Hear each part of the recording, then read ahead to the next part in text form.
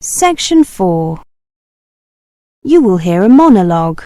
First, you have some time to look at questions 31 to 40.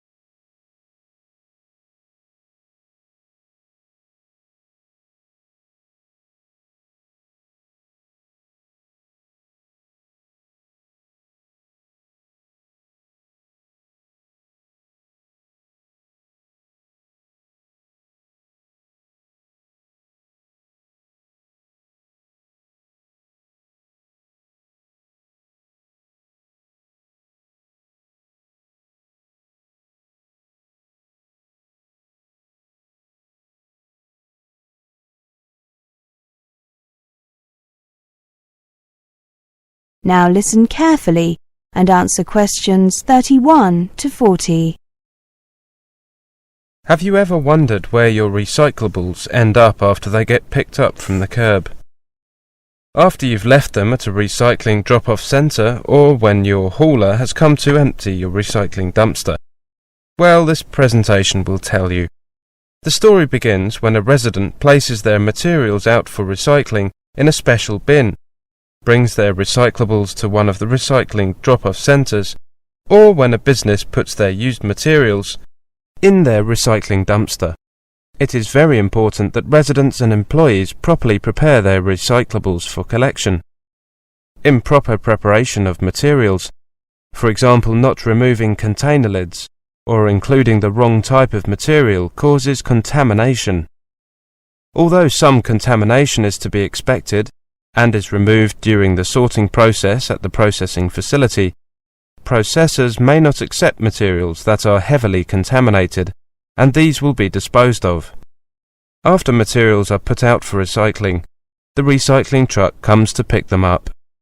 Recyclables brought to the drop-off centres should be placed in the appropriate bins. The large containers are emptied periodically or whenever they are full. Businesses and multi-family residences collect on the days decided by the property manager. The trucks that collect recyclables from the curb and drop-off centres then drive the materials to a material recovery facility, or MRF.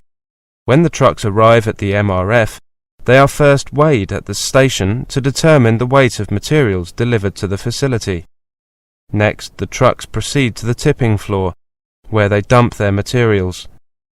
Items are dumped in specific areas to facilitate the sorting process. After the different materials are dumped on the tipping floor at the MRF, they are fed onto different conveyor belts according to the type of material. The materials then proceed up the different conveyor belts and are subject to both manual and automatic sorting. Individuals manually remove any large objects such as a lawn chair or garbage can, along with any contaminants. After the initial manual sort, the materials pass by a magnet that captures the metal cans, and then through an air sorter to separate the remaining materials.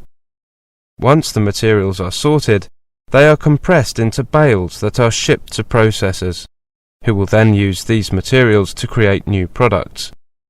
Plastics can be recycled into items such as clothing, lumber, park benches and playground equipment. Metal and glass containers are often recycled into new containers, and paper is recycled into new paper products, such as copy paper, toilet paper, napkins and newspaper. Remember to close the recycling loop.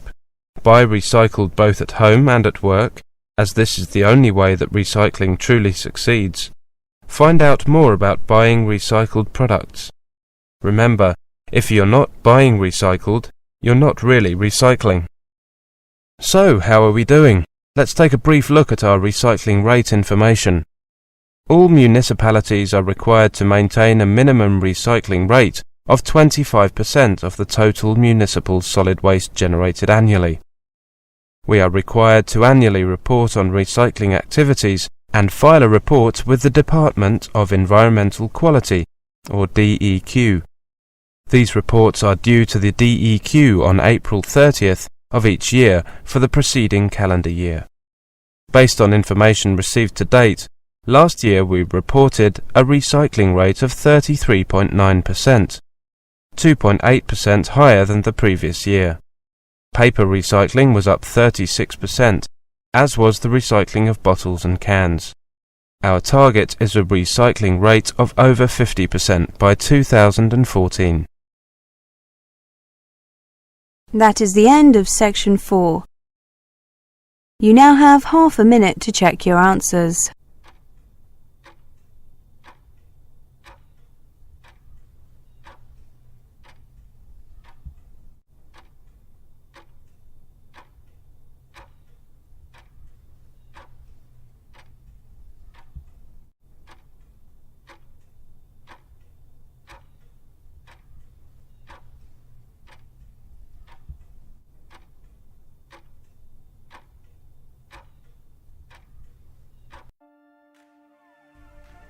That is the end of the listening test.